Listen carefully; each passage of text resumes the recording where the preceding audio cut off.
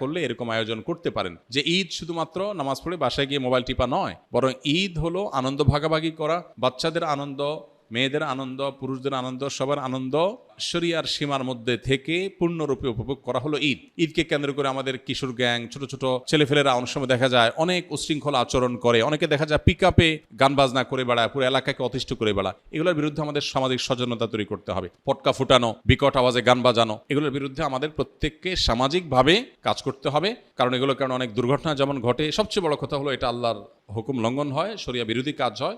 অতএব এগুলোর বিরুদ্ধে আমরা সামাজিক সচেতনতা এবং নাহি আনিল মুনকার বা অসৎ কাজে বাধা প্রদানের ভূমিকায় সামাজিকভাবে আমরা অবতীর্ণ হব ইনশাআল্লাহ বিইذনিল্লাহ। এবং ঈদের আনন্দ যেন পরিপূর্ণ রূপ ধারণ করে, সেজন্য আমরা সবাই যার যার জায়গা থেকে কাজ করব।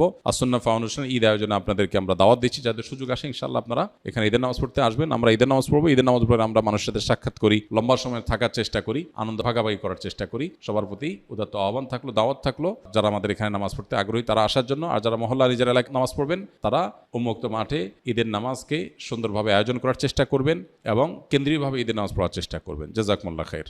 আসুন্নাহ ফাউন্ডেশন, উম্মার স্বার্থে সুন্নাহর সাথে।